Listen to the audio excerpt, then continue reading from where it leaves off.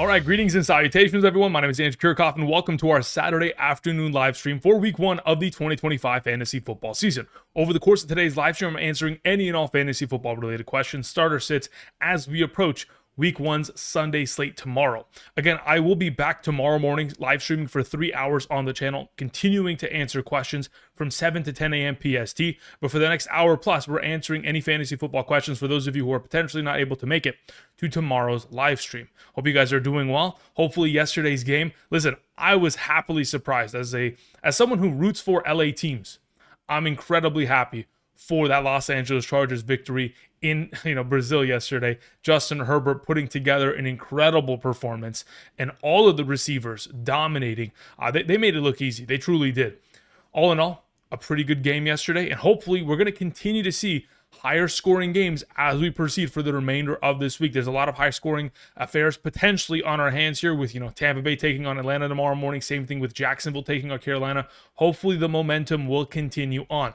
Hope you guys are having a great week, and hopefully your fantasy week hasn't been ruined by unfortunate situations such as an A.J. Brown performance, a Xavier Worthy dislocation of his shoulder, which again, I know prompts many of questions as to who are we looking for in regards to a Monday waiver wire. Again, as I usually do, we have the Monday waiver wire episode, so be sure to check that out. Marquise Hollywood Brown, unless he's already rostered in your league, is definitely someone we're taking a look at, as he will be filling into the absence of a Xavier Worthy and Rashee Rice for the next couple weeks, and Travis Kelce just looks slow. Anyway, and also likes to take out his teammates. Anywho, let's see how we're going to go about this, shall we? For the next hour, answering questions. If you do send in a question via the live chat and or super chat to claim priority, make sure you go ahead and include your scoring format. That is incredibly helpful in the grand scheme. Thank you very much. Let's get into it with Tommy Gunn, who sends in a question and says the following. Quinshon Judkins. Heard he got signed an hour ago. Yeah, he was signed a couple hours ago, more like 4 hours ago. But, you've caught up, Tommy. Yeah, listen, if Quinshon Judkins is available in your league, you're picking him up. That is a given fact. Absolutely go ahead and do yourself the favor, pick him up. Now, in the event in which, again, you cannot pick him up unless you have to utilize waiver priority, I think that's still something that I'm willing to do, mainly because, of course, we know the talent level he has and that he will be able to overtake Jerome Ford and Dylan Sampson within this backfield in due time.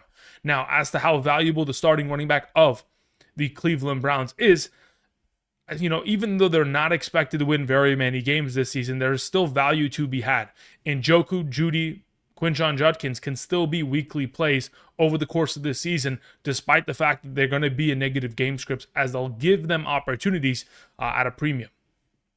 So yeah, for sure picking them up without a doubt in my mind. If you have an opportunity to do so, fantastic. If you already have them on roster, that's even better for you guys as we approach the remainder of this season. Thank you very much.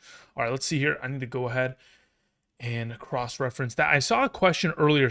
Really quickly, just on the topic of Quinshon Judkins, just so we're all on the same page. I don't expect him to play this week. So if that question, Tommy Gunn, was in regards to maybe playing him this week, I don't even expect him to suit up and play.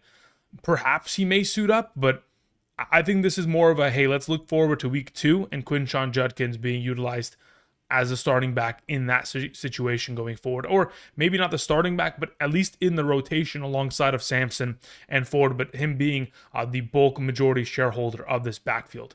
Now, I did see a lot of questions in the live chat while the intro music was rolling in regards to Christian McCaffrey's status going into this week. Many of you asking me to obviously heal Christian McCaffrey's calves.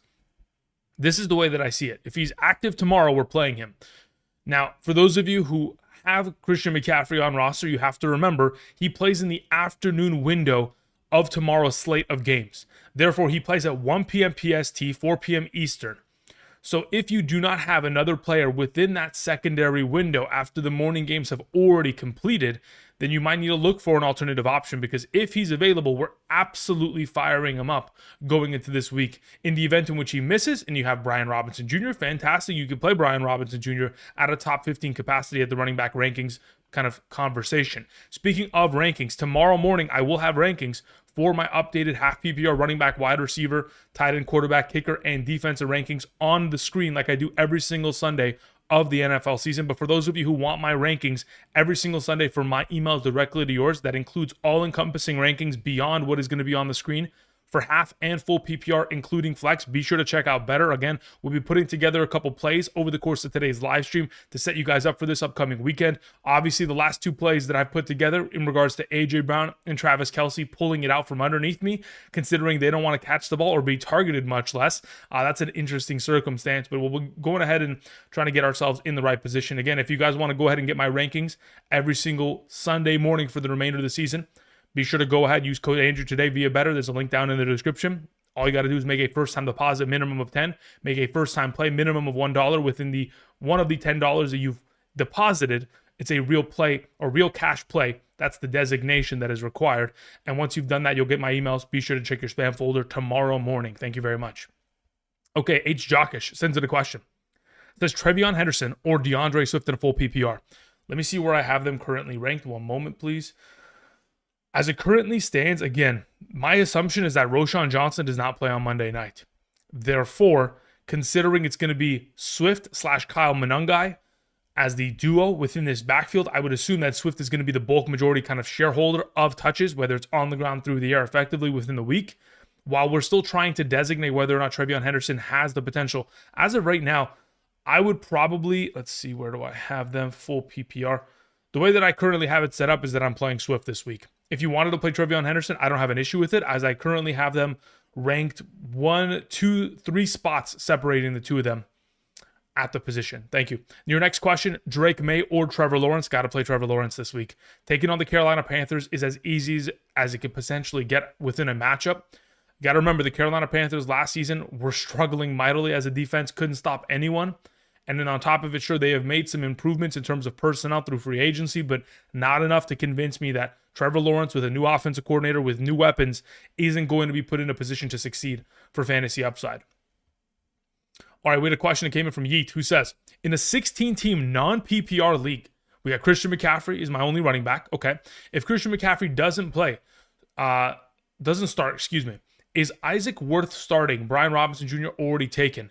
Okay, in the event in which you do not have the services of a Christian McCaffrey, I would then point you in the direction of our players such as Rachaad White, our players such as Ollie Gordon, Dylan Sampson, Justice Hill, Trey Benson, Chris Rodriguez, Woody Marks, Kyle Monangai. Are those players available in your league? Because if they are, I would rather look in the direction of a Rachaad White or a Justice Hill in a PPR form. Oh, it's a non-PPR. Jeez. Oof. Okay, so at that point, I'm looking towards players that are going to get rushing attempts, to which at that point, I'm looking for maybe Trey Benson off of the waivers, because maybe he can fill in. Well, that's kind of a tough one too. Really, we're just picking at the possibility of a garbage time touchdown in the second half. If there are other players like that available, Rodriguez, Benson, I'd even still stick with maybe Rico Dowdle in this circumstance, Dylan Sampson. If those are available, I'd rather play them than Isaac Guerrero, because the way that I see it, Brian Robinson Jr. is going to probably get the vast majority of touches, as Kyle Shanahan has really not proven for a while now that he likes to have a rotation. He typically likes to just play one guy, run him into the ground, then go next. And that's how he's demonstrated it year over year for the last couple of years with the 49ers. C. Banger sends in a question. Thank you, C. Banger. I appreciate that. Hope you're doing well. Long time no see. It says PPR, start 2, Egbuka, Hunter, Pearsall. That's a really good question. I'm beginning to lean towards playing both Egbuka and Hunter in this situation in a full PPR format. Even though I do really like Pearsall, I'm going to lean towards Egbuka and Hunter this week between the two of them. You guys know I'm a Pearsall guy. I still have him relatively high ranked, but I'm very confident in the idea of playing the Egbuka-Hunter combo there. Banger, thank you. Appreciate it, brother. All right, we had a question that came in from Anakin, who says, hey, Andrew, appreciate the feedback from yesterday. For this weekend, who do I play in the flex in a half PPR scoring format out of Aaron Jones, Jamison Williams, and Ricky Pearsall? Okay, so as of right now, considering the available options you have and considering the half PPR scoring format, I think of the three, it's really just a matter of like who's going to... I think yardage, touches, reception-wise, we're pretty equal across the board. Therefore, I think it just becomes a conversation of who is more likely to score a touchdown. So I think if tomorrow afternoon, because again, everybody plays either tomorrow afternoon or on Monday within these three players, if in the event in which we have Christian McCaffrey out, I think we blindly play Pearsall there. In the event in which he is not out, let me see where I have Aaron Jones currently structured in comparison. In the event in which he is not out, I think I just go with Aaron Jones there and just hope for the rushing opportunity share and, of course, the goal line workload to go in his direction. That's kind of how I'm feeling between the two of those. The thing about Jameson Williams is that when you already have Laporta, Amon-Ra, Gibbs, and Montgomery, who can all score touchdowns in their own right, it requires that singular play over the top of a defense to make the difference maker. Now, I'm not saying it's impossible. I'm just saying that, again, you are purely relying upon that kind of a play to save the week. So that's the way that I'd go about it, Anakin. Thank you. Appreciate it. We had a question from Peace, who says, don't always agree. Listen for the analysis. Thanks, Andrew. Yeah, no problem. Listen, again, you're not going to agree, and I don't expect anyone to 100% agree with my opinions. That's the whole thing, right? They're my opinions. I just try to do as much research as I possibly can to back it up and, try to hope for the best. And that's just how it works. That's the name of the game. Mr. TD in the chat was saying, I feel like Guerrero is more of a CMC type. Brian Robinson is yeah, but look, that's the thing. How would you categorize Jordan Mason last season? Jordan Mason, I feel like, is more of a ground and pound running back that is going to, yes, have the ability to make some moves and make people miss and kind of shake them out of their shoes. But ultimately, the way that he was utilized last season was a downhill running back. Neither, Isaac Guerrero nor Jordan Mason highly utilized within the receiving game. So that kind of athletic prowess that Christian McCaffrey retains and he has within the receiving game, just not going to be utilized within the other backs. It's purely just a early down running role and goal line opportunities that we're looking for behind an incredible offensive line that I think is going to still play well regardless of who's behind them. All right, let's see here. Let's see, what do we have here? What do we have? Colin in the chat was saying, I need a flex between these following players in a standard league. When you say standard, you mean 0 points per reception, right? If that's the case, I probably lean towards playing the running back of Harvey. Again, if we're going to have the opportunity of just playing a wide receiver in comparison to a running back in a non-PPR format, typically I'll take the running back that is going to get themselves 10 plus touches and is associated with a game in which it could be a one-sided affair in the favor of the Denver Broncos that could lead to more touchdown potential for upside. So at this point, leaning in that direction there, Colin. Thanks, man. Appreciate it. Raghav, I see you in the chat. What's up, Raghav? Says Bretton Strange or Colston Loveland in a PPR format. It's an interesting game, right? Like, I would assume you don't utilize first-round draft capital on a tight end to just leave him on the bench. I know that Colston Loveland obviously had an injury this offseason, so his kind of ramp up to being the starter for this offense has taken a little bit of time, but I think they're going to put enough design plays within the offense to get him implicated to where I would prefer to play the Colston Loveland side of this overall situation. Now, I will say there is credence to playing a Brenton Strange this week, primarily because if we look back at last season, the Carolina Panthers were one of the worst teams in terms of stopping opposing tight ends. Just to put it into perspective, let me pull this stat real quick. So in terms of amongst all teams last season, they gave up the most receiving touchdowns to opposing tight ends. They gave up a total of 11. They had given up 110 total targets over the course of last season.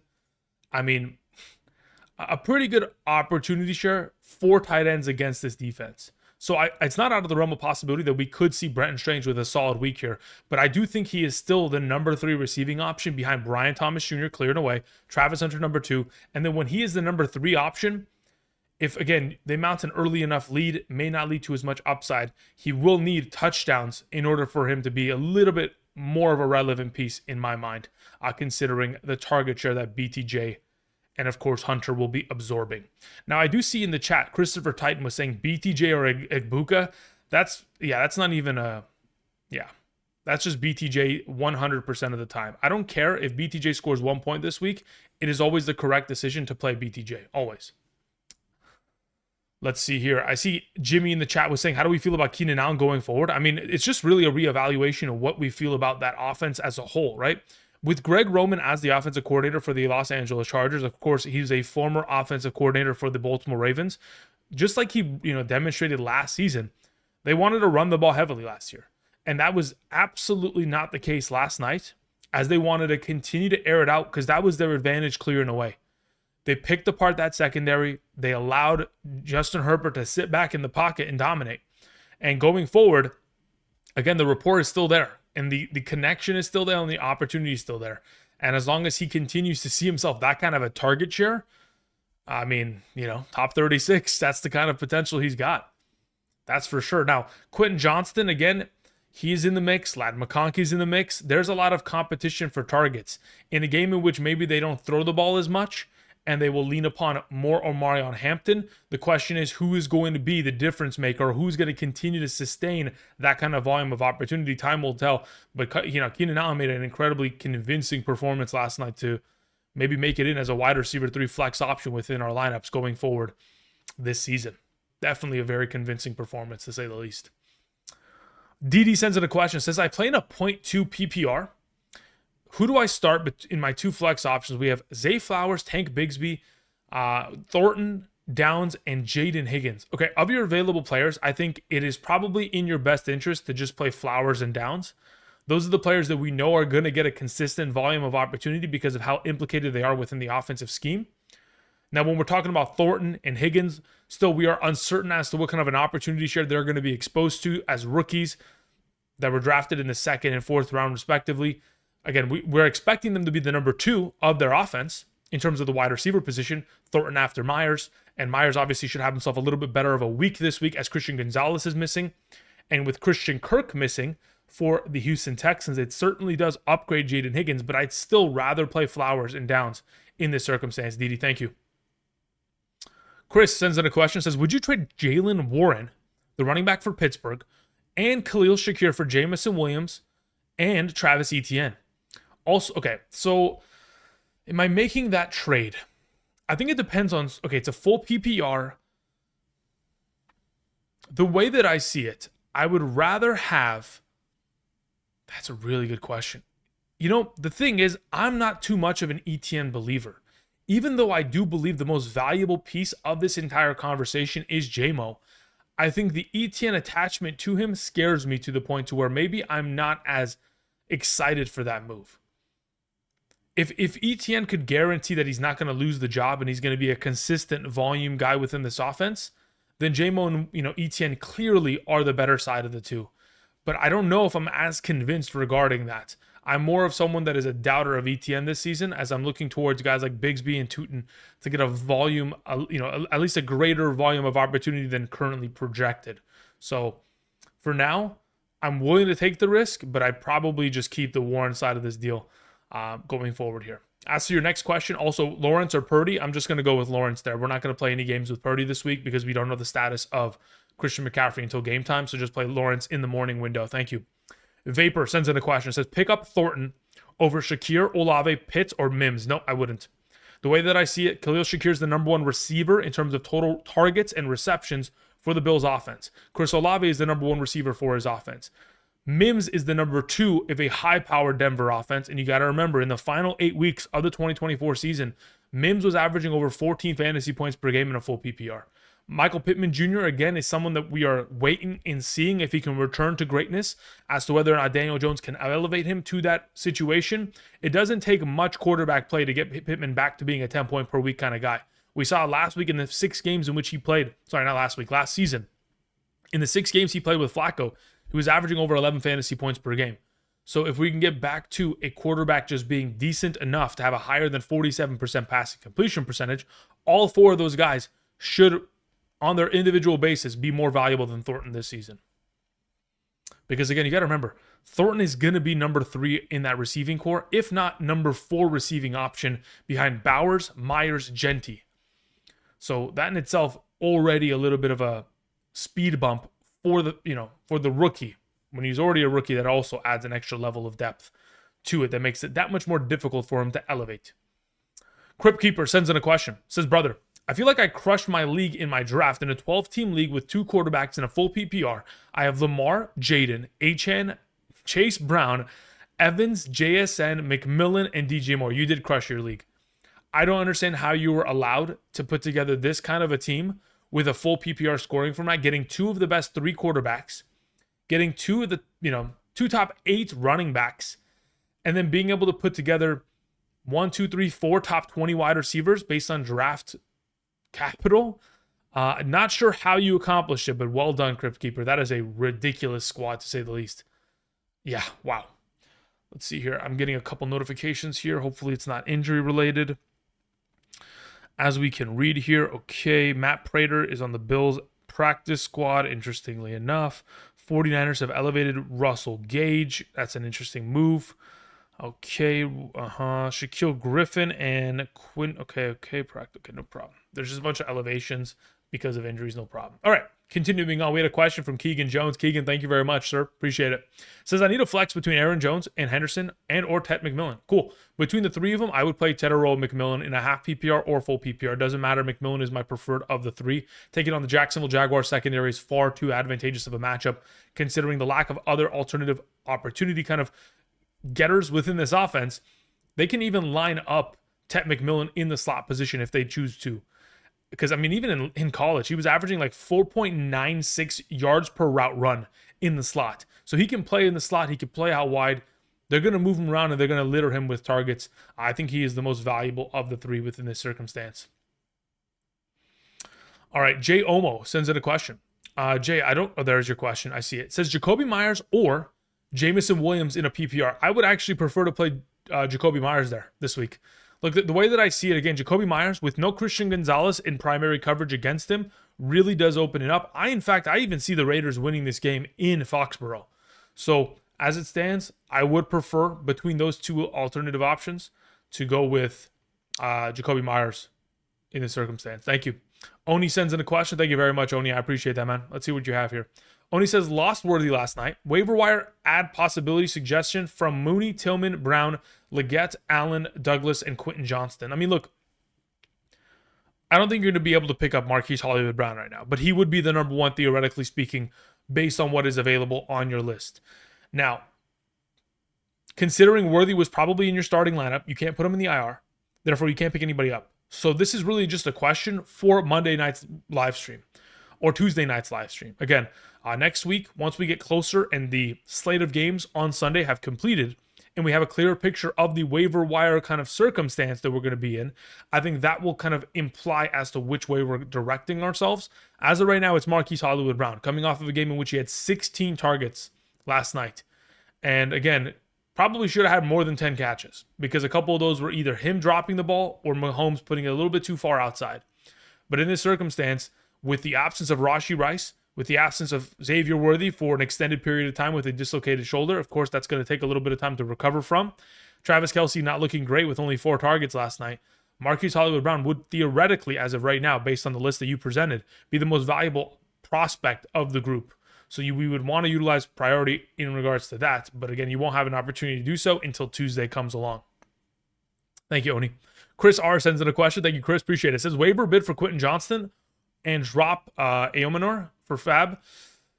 Look, as of right now, let's wait until this weekend's game, because I think you guys already jumping on the possibility of utilizing a waiver bid for a player like Quentin Johnston before this weekend has already surpassed.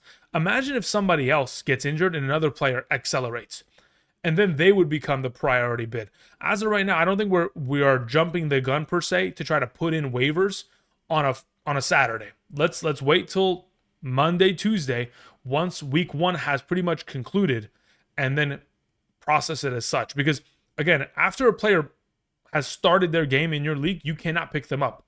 You have to use priority of waivers, and waivers are not going to run until Tuesday because the games have already started this week. Unless you play in a league in which, again, there for somehow, some way, as a possibility of you picking them up because you guys have janky rules for waiver wire, then sure, yes, drop in Aomanor and pick up Quentin Johnston. That's just an easy suggestion to make there. As to how much you're bidding, again, it is difficult to say when I don't know what the rest of this weekend is going to look like. I don't want to tell you, hey, go spend 10% on Quentin Johnston when you're going to need 75% to empty a clip on somebody else because a running back tears their ACL this week. You know, like that's the thing that makes it difficult. So I'll just wait on that until Tuesday, Chris. Juan Vaca Ramirez sends in a question. Thank you, Juan. I appreciate it. I hope you're doing well. Says, in a full PPR, do I play Kyle Pitts, Caleb Johnson, JCM, or Bateman? I would play Kyle Pitts, legitimately. Between the group there and a full PPR, I don't expect Caleb Johnson to get much workload in terms of receiving work. He could fall into the end zone, but that would be a miracle scenario. As for JCM, again, he is a wait and see. Rashad Bateman and Pitts are theoretically the two most kind of I would say they are the highest likelihood of scoring, a pretty good volume of fantasy points this week. But Bateman requires touchdowns. So between him and Pitts, I'll just lean towards Pitts because of the matchup against this Tampa Bay defense and him obviously balling out twice last year against them. Andy Wordlaw sends in a question. Says, set my lineup for me, please. We have Jefferson, Gary Wilson, Kyron Williams, We have James Cook, DK Metcalf, DJ Moore, Tat McMillan, Bigsby, Charbonnet, Rashad White, 2 running backs, 2 wide receivers, and 1 flex. Yeah, I think this is an easy play. Your 2 running backs are Kyron Williams and James Cook. Your 2 wide receivers are Justin Jefferson and Tat McMillan, and your flex is going to be DJ Moore. And that's how we set the lineup this week. Best of luck. Thank you, Andy. Appreciate it. Easy E sends in a question. Says, team in the chat. All right, Easy. Let's see what you have here, brother. Where is your question? He says, in the Superflex Standard, 3 wide receiver league, quarterbacks consisting of Knicks. Who's your Superflex? Trevor Lawrence, beautiful. Running backs are Bijan, Jacobs. Wide receivers are BTJ, JSN, Tet McMillan. And my tight end is Njoku. Yeah, I'm not changing anything here. Not a single player should be moved or changed. Leave the bench players as is because you're going to be utilizing them in the coming weeks here for, pretty much trade capital in order to try to improve some of these positions. Even though I don't really see that your team needs improvements, you don't really have any holes in your team as they are ridiculously solid across the board, whether it is quarterback, running back, wide receiver, or even tight end there with Njoku, who should have himself a fantastic week here. Speaking of Njoku, I do want to share a couple of the plays that I've made in regards to my better plays going into this weekend. We'll go ahead and perhaps, let's see if I can open up better here, throw it up on my top monitor and just share some of the numbers that I was looking at. Yeah, I can do that. But before I do that, I just want to continue to catch up on some of these questions really quickly. Where the heck did those questions go? My YouTube crashed, so I'm trying to catch up here. Okay.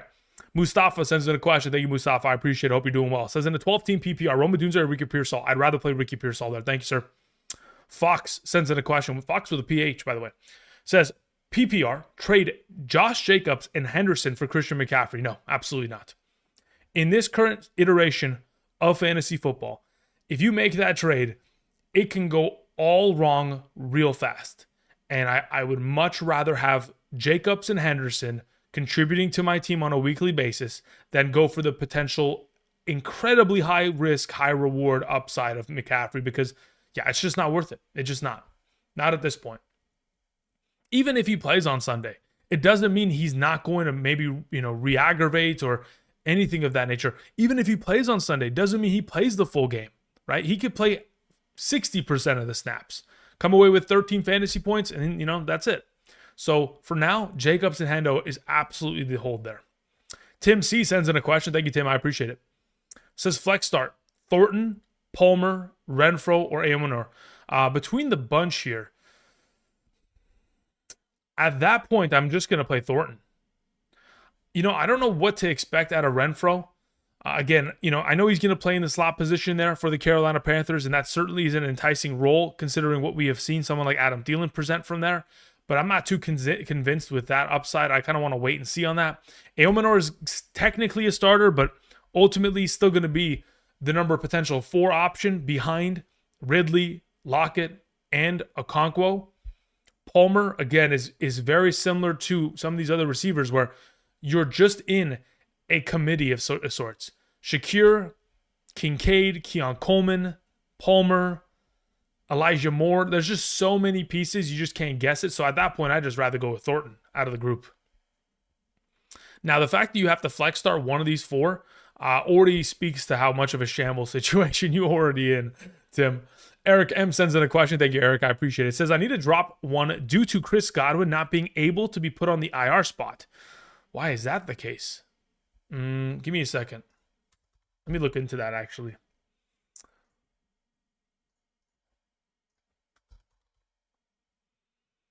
Yeah, that doesn't make sense because at least from what I'm looking at, his designation is already set as out for week 1. So I'm not sure why you wouldn't be able to put him there unless you already maybe have somebody in your IR spot. But either way, let's see what your question is. I have Brian Robinson Jr., Zach Charbonnet, and Chris Godwin as my options. Also, Egbuka. Okay, so really quickly, if you're asking me if you should be dropping Robinson, Charbonnet, or Godwin, I would tell you to drop Godwin, legitimately. He's got to go then. Because Robinson and Charbonnet are lottery tickets and potential keys to the kingdom of having an RB1 for the remainder of the season. I'd rather have that on my bench legitimately at this point rather than Godwin, who is going to have to fill in a spot here and not contribute or even have a chance to being able to lay claim to that kind of a potential for upside. So, yeah, I would do away with Godwin. I'd rather have Brian Robinson and Charbonnet at the moment. As for your next question, Igbukah or Sutton in the flex, as it stands, I still do have Sutton ahead of him. They're both top 24 as of Thursday's rankings. And going into this upcoming Sunday, I still have Sutton ahead of him. As for your next question, Henderson or Jordan Mason as my RB2, I'd rather play Travion Henderson there. Thank you. Appreciate it, man. Unholy Trinity sends in a question. Says, howdy. Jordan Mason or Adam Thielen in the flex in a PPR? Jeez. Let's see where we are in regards to these players.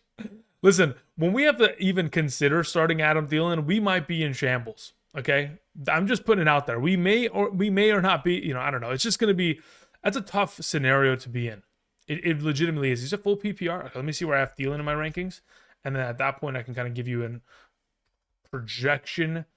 Because yeah, I mean, I don't love the idea of having to play Jordan Mason week 1, but between him and the thing is with Mason, let me think about this.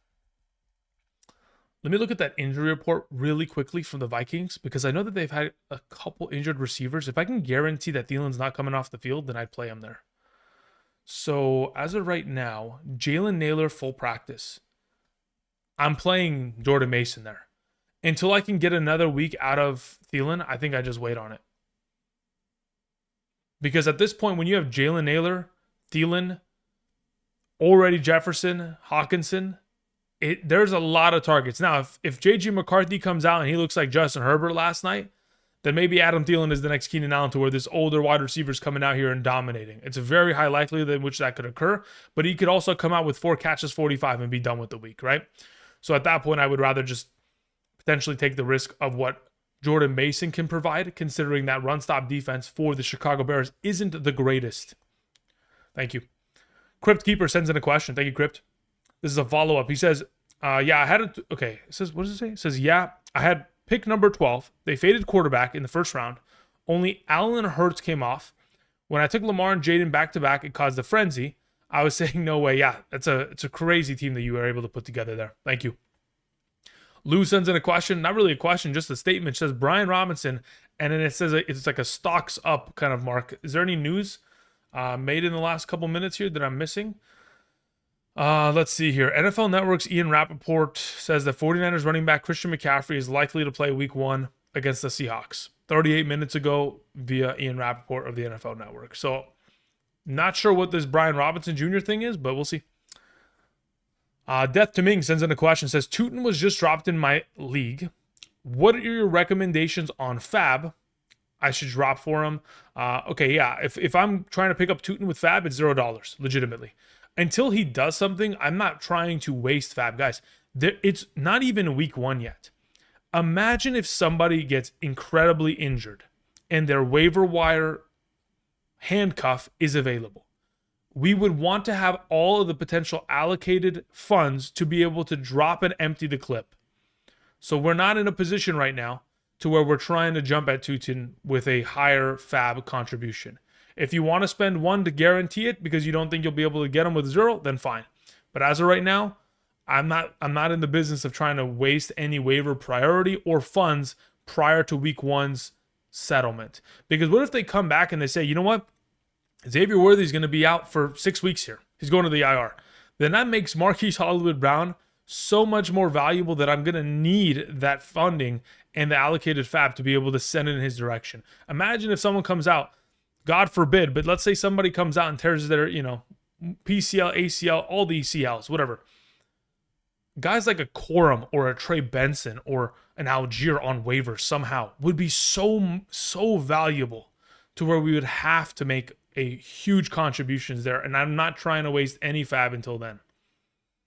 Also, would you start Waddle or Hunter? That's a really good question. Let me check where I have Waddle in my adjusted rankings right now. As it currently stands from earlier this morning, again, I was messing around with some of my projections. I have Waddle as my... Hunter is still ahead of him. Well, actually, wait, where do I have him? Oof, man, I moved up Waddle a lot. Scratch it. I got Waddle ahead of Hunter. Considering Darren Waller's out, Waddle's my highest in a half PPR. What is your league again? I didn't mention scoring format. So I would assume even in a full PPR, I'm going Waddle there. Thanks, man. The Recovery 716 says, hey, Andrew, DK Metcalf or Egbuka in the flex? I would rather play a Mecca Egbuka. Absolutely. Thank you. Convinced League. Oh, sorry. Chris R sends in a question. Says, convinced League for IR spot, Tyjae Spears or Coker? I would rather have Tyjae Spears in that position. The thing is, if you're looking for running back depth, that is the answer, because Tyjae Spears in a full PPR can contribute anywhere between 8 to 10 points a week, and especially when especially when the bye weeks start to hit, once he comes off the IR, at that point he may be more utilized or more of a kind of friendly piece for your team. In the case in which you are already stacked the running back, then you can stock up on Coker there as a potential flyer for the future. We had a question that came in from Alexander who says, how do we feel about Jaylen Warren in a full PPR? Also, who should I pick up, Shaheed or Myers? Absolutely got to pick up Jacoby Myers. That is not even a question in my mind. That first and foremost, let's get that settled. I think Shaheed and Myers have both a possibility of being, great, not only this week, but this season. But Myers should be the one that lays claim because, again, we trust his quarterback more. Geno Smith has been able to support for the last 3 consecutive seasons 2 top 36 wide receivers. So if he's able to support Brock Bowers at a high rate, he should still be able to support Myers at a top 36 standing. And considering Myers over the course of the last couple of years has been top 36 for 4 consecutive seasons, we would assume he's going to be able to continue that streak of success. Myers has to be picked up. Now, as for your previous question, Alexander, how do we feel about Jaylen Warren in a full PPR? I feel really good about him. This week, I have him ranked incredibly high. And Caleb Johnson is Caleb Johnson's an afterthought in my mind in a full PPR conversation there. Got to remember Aaron Rodgers is a check down monster himself. He's a check down king. He wants to get the ball out of his hands because he lacks mobility. And this offensive line for the Pittsburgh Steelers, they're not great. They're going to have to protect him. And additionally, he's going to have to protect himself. And the way he's going to accomplish that is by dumping it off to Jaylen Warren. Besides the fact that Warren is going to get the early down workload as the primary starter for this offense, sure, there's going to be a rotation. And there's going to be enough love in the direction of Caleb Johnson to keep him relevant because, again, of how much this offense wants to utilize 2 backs. As we have seen, I mean, even if we go back to 2023, when Arthur Smith was the head coach of the Atlanta Falcons, he didn't even let Bijan have a full workload. He's still got Cordero Patterson and Algier in the mix. So don't expect, Jaylen Warren to get the full backfield share. Still expect Caleb Johnson, but still in the absence of, not the absence, but in the addition of Aaron Jones, I think it increases the volume of opportunity within the receiving game for Warren to be easily top 24 this week. And going forward, to be honest. Let's go. Buffalo sends in a question. It says pick 2 in a half PPR. Ridley, Brian Robinson Jr., Myers, week 1 and rest of season. Yeah, if we're picking week 1 and rest of season, it's not even close. Brian Robinson. Wait, is that Brian Robinson Jr.? Yeah, look, here's the thing. I'm not playing him, right? Unless Christian McCaffrey is out. Now, the issue with that statement is that we don't know if he plays or if Christian McCaffrey is going to be out until 1 p.m. PST as they play in the afternoon window. Therefore, with that taken into account, you would have to decide far beforehand. Actually, no, you don't. Beautiful. So you play Myers. Undoubtedly, you're going to play Myers. And then, because both the Titans and 49ers play in the afternoon slate, you'll decide once the Christian McCaffrey news has been delegated. So Myers automatically starts. And then if Christian McCaffrey is out, you play Brian Robinson. In the event in which Christian McCaffrey is in, you play Ridley. Perfect. Thank you. You are in one of those perfect scenarios to where you can take advantage of that situation beautifully. Demond Smith sends in a question. Thank you very much, sir. Greatly appreciate it. This isn't a full PPR. Rome Odunze or Travion Henderson? At that point, wow. Let's see where we have it all stacked up. Let's see. What is it? Rome. Control F. Henderson. Okay. Seeing as to how it's structured, at this point, I like the idea, or I could justify the idea of playing Rome. I'm just going to play Travion Henderson there. I utilized the draft capital high enough within my draft to bring him on roster to give him the go-ahead. So I'll lean in his direction. I'll expect a little bit of a greater potential for upside in his circumstance. Yeah, I'm going to lean towards Travion Henderson here in week 1. As for your next question, it says, would you trade Sampson and Bigsby for Ollie Gordon and Scadaboo? I have Achane. Yes, I would immediately. Sampson, I think, again, when you have Quinshon Judkins earlier today signing a fully guaranteed deal, it does give the indication that this team is going to go in his direction for the future. So, yes, I would be trading for Ollie Gordon and Scadaboo to not only give yourself the insurance policy behind Achane, but also have the possibility of Scadaboo taking over the starting role of the New York Giants backfield in due time. William Long sends out a question, says, bench 1, Travion Henderson, Breece Hall, or Tyreek Hill? I'm benching Breece Hall this week. Henderson and Hill would get the start in my mind. Thank you. Now again, Breece Hall, the primary reason that we're kind of a little bit sketched out by his potential is because he has so many threats within this backfield and has an incredibly difficult matchup against the Pittsburgh Steelers defense. His starting offensive right guard, Elijah Vera Tucker, out for the season with a torn tricep just a couple days ago. Again, if this offense gets down in this game at any point and they're in a negative game script, I don't expect Fields to be dumping in his direction. I would expect Fields to be utilizing his legs for majority of this game. So Henderson and Hill are my suggestions there. Thank you very much, William. I appreciate it. Figure 199 says, I just lost Xavier Worthy. Dante Thornton is available. Okay. Who do I drop? Demario Davis or Marvin Mims? I would rather drop Demario Davis. Marvin Mims is far too valuable, guys. Again, like I suggested earlier, and I'll continue to reiterate on this point, Marvin Mims late last season was a fantastic fantasy upside player. And I think he can continue that potential streak of success for the remainder of this season. Not to the extent to where he is scoring a high volume of touchdowns every single time out, but still going to be implicated for a pretty good share of opportunity within a higher scoring offense. Rainan Cheddar sends in a question. Says, start 2, Tyreek Hill, Aaron Jones, David Montgomery, DeAndre Swift. Cool. Between the bunch, I'm playing Hill and Swift. Thank you. Appreciate it. T-Dub sends in a question. Says, I traded Christian McCaffrey for Hampton. It processes on Monday. I was going to sit Christian McCaffrey and start Egbuka. Thoughts on these choices? Don't like it. Don't like it. I understand it. Don't get me wrong. I understand the decision to get out of your Christian McCaffrey shares out of fear. But in fantasy football, sometimes you got to risk it for the biscuit. And in this circumstance, I'm holding my shares of Christian McCaffrey. I'm not selling out on them because ultimately, if I'm going to win this league, it has to be on his back. I don't think I'm going to win the league off of the back of Omarion Hampton.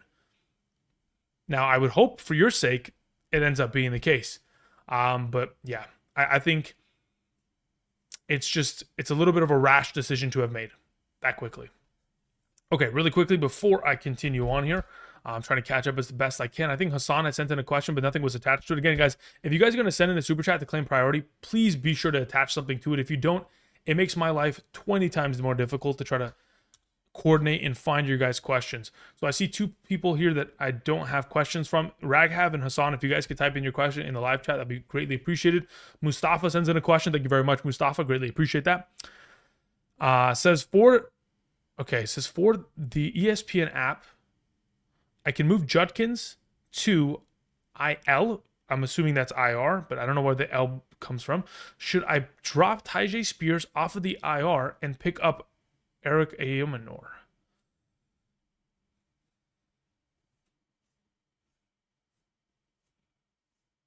It depends on what the rest of your running back depth looks like. Because this is a follow up on your previous question, Mustafa. It's not. Never mind. This is a completely different question from your circumstance. Interesting. No, I'm not dropping Tyjae Spears. I'd rather hold Tyjae Spears. Yeah, I'd rather hold him. Because again, even when he was healthy last year, he was really good. And if anything happens to Pollard, Tyjae Spears immediately becomes a top 24 upside player because of the opportunity share that they give their running backs there with Brian Callahan. So no, I'm just going to hold as it currently stands out of those available options. Thank you, man. Okay, let's see here. Where is the fall? Is Judkins worth rostering? Abso-freaking-lutely, without a doubt in my mind. It just depends on what you have available to kind of swap out. Let's see here. Okay, let's see if Raghav typed in his question. Don't see anything from Raghav. Don't see anything from, let's see if Hassan typed in the question. Nothing from Hassan. Okay, so I'll just wait for those to come through. Hey, all right. So we've effectively caught up a little bit here. For those of you who have been joining us for the last last 45 minutes, we're talking all things fantasy football regarding week 1. Hopefully I was able to answer your question, or of course, answer it via proxy of somebody else's question. Either way, hope you guys are doing well. CV rolling 2-0. Yeah, that's right. Congratulations on the win last night. That's fantastic. All right, anyway, so in regards to the potential of this week's plays, all these kind of stuff, again, rankings are still subject to change. I will be back tomorrow morning if I'm not able to directly answer your question tonight in regards to tomorrow morning live stream starting at 7 a.m. PST. The live stream will be conducted for about 3 hours tomorrow, 7 to 10 a.m. prior to kickoff, and of course, red zone football taking place. So if you guys have any questions, be sure to swing on by tomorrow morning. If you guys are busy tomorrow morning but still want to get my rankings, we have a couple of options. You can either check out Betr, again, using code Andrew today, making that first time deposit minimum of $10, and using one of those $10 that you deposited to make a play will get you my rankings every single Sunday morning for the remainder of the season. All positions, by whether it is, again, quarterback, running back, wide receiver, tight end, kicker, defense, flex, half PPR, full PPR. Be sure to check your spam folder for those of you who have already taken advantage of that. Again, like I've mentioned before, if you go ahead and do so today, you'll get a free $10 via Betr as long as you just sign up. You don't even have to deposit anything. They'll give you a free 10. But again, if you want to take advantage of this, got to follow the rules and make that deposit. Make sure to check out the map to the right side of the screen to determine your eligibility based on your current location. It's greatly appreciated. And of course, if you sign up today, you'll be able to also take advantage of the Sunday night play of Lamar Jackson going more than 0.5 passing yards. Now, if this is something that you guys are not particularly interested in, you could always check out the Patreon. That is something that I always have available that is going to provide rankings, Discord community server access, and of course, you can ask me an unlimited volume of questions over the course of that subscription. There's a link down in the description for the Patreon as well for those of you who are interested in going with that route. Thank you very much. I'm going to answer a couple more questions, then I'm going to share a couple of the better plays in which we have for Sunday's slate of games. Thank you very much. Okay, let's see where Hassan's at. Hassan says, try X Hassan. Thank you, sir. Yeah, no, I tried that, brother. It just wasn't available. There was nothing in the chat, like at least what I saw. Let's see. Yeah, there's nothing in the chat. You're just gonna have to type it in, brother. Gotta type it. Copy paste it. Appreciate it. All right, Michael sends in a question. Thank you, Michael. Says, do I flex Emeka Egbuka or Tony Pollard? Sheesh. That's a question, huh? Let me see where, is it a full PPR? It is a full PPR. Let me see where I have them ranked accordingly, and I'll tell you right now. Emeka. Okay, as it currently stands, I have Emeka Egbuka ranked higher. In a full PPR, I would go with Egbuka there. Thank you, man. Appreciate it. I think they're both great options, though. I have Egbuka 3 spots ahead of Tony Pollard in a full PPR. Thanks, man. Somebody asked DJ Moore, Jameson Williams. Ando, I played DJ Moore there this week. Charlene, what's up? So 66 likes, only, yeah, with 368 people here. Yeah, it's all good. Yeah, if you guys could, though, that'd be greatly appreciated if you can click the like button down below. Marky Mark in the chat was saying, Atlanta, the better matchup for Egbuka than Hendy. You know, technically, in terms of matchup, I guess it's just a matter of what Pete Carroll is going to provide to that defense for the Las Vegas Raiders.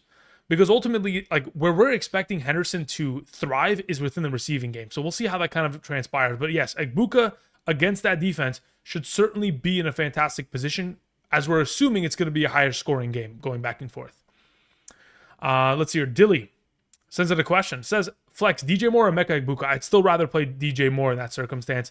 I think DJ Moore is just kind of too difficult not to play, considering the volume of opportunity he should be implied for within the matchup against the Minnesota Vikings. And of course, how much utilization he saw last season against them, having put up a game of 7 and 8 receptions against that defense. So I'm going to lean towards DJ Moore, the veterancy there. Again, they're both great options. So if you wanted to play Egbuka, you can, but I wouldn't lean you in that direction. Or I wouldn't guide you in that direction per se. Okay, let's see here. We're still looking for Hassan and Raghav's questions. Oh, there's Hassan. Thank you very much. I found it. Says, greetings, Andrew. In a 10-team full PPR, bench is Rice, Charbonnet, Blue, Mims, Sampson, and Thielen. What do you think? I should drop for Olave, or do I hold off? Yeah, immediately drop Dylan Sampson or Thielen or Jaden Blue for Olave. If I had to make a suggestion, I'm dropping Dylan Sampson there, as I do anticipate Quinshon Judkins in a couple weeks' time here to have fully taken over his role and potentially the entire backfield of that Cleveland offense. So yes, Dylan Sampson is probably the guy that I'm kind of dropping off there. Immediately pick up Olave without a doubt in my mind. Thank you. We had a question that came in from OTB Fantasy, who said, "What's up, Andrew? If you had to start two, who would you start between Jamison Williams, Emeka Egbuka, and Tedero McMillan?" If I had to start two, I'm playing Tet McMillan and Egbuka this week.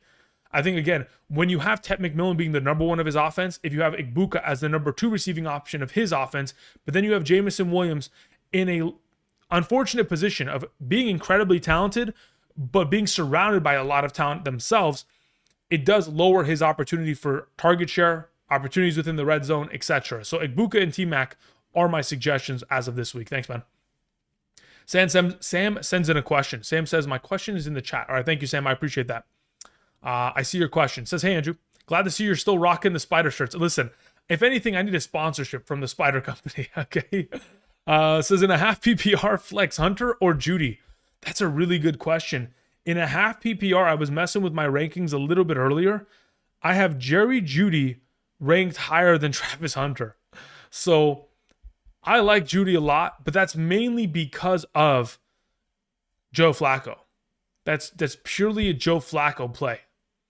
Now, am I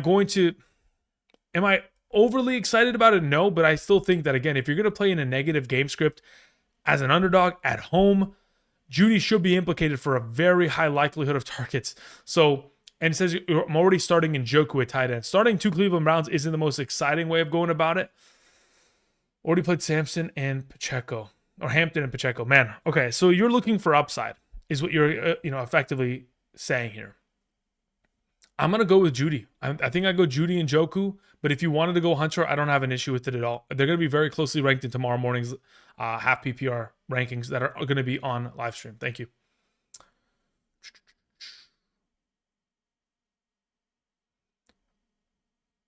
Alfredo says, "Is it normal that Betr asked for my social?" Yeah, of course it is.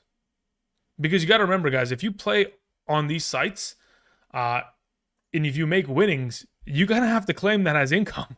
Like, that's how this works. You get a 1099 at the end of the deal.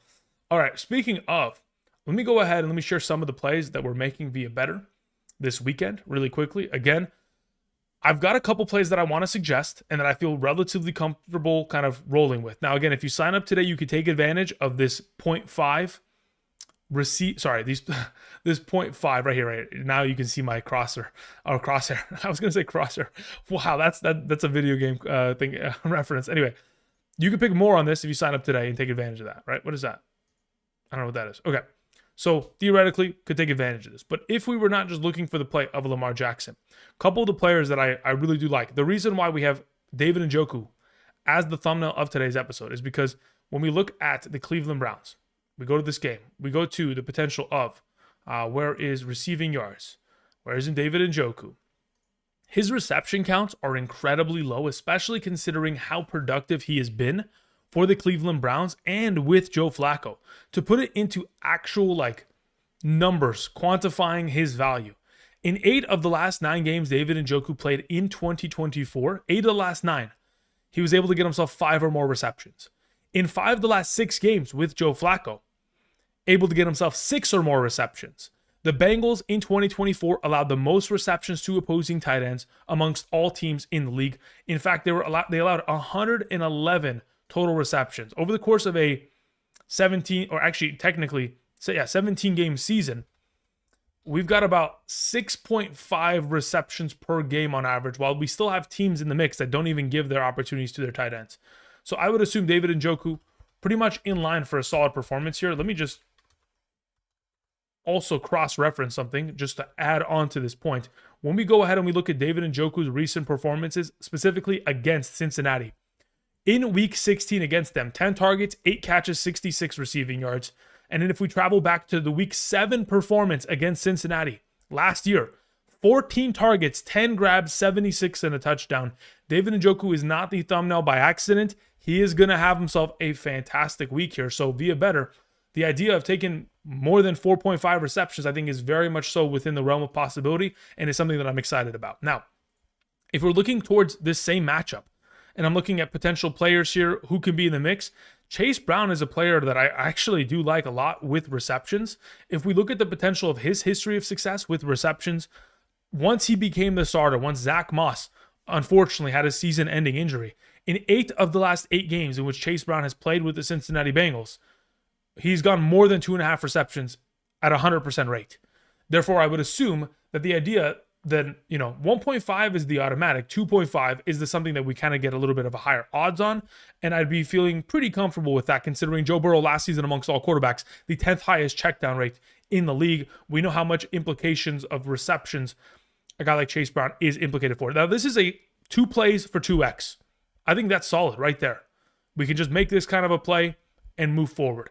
Now, later on today in the stream, I will continue to go through other plays, but these are plays that I like in regards to going into this week. More than 4.5 receptions for David Njoku, more than 2.5 receptions for Chase Brown. Okay, with that covered, let me go ahead and travel back and continue answering questions. Do appreciate you guys being patient with me in that regard. But if you want to check out Betr and potentially follow these plays, there's a link down in the description. Thank you very much. All right, we continue on with the following questions. So we took care of Sam. Thank you again, Sam, for sending that in. Appreciate it, brother.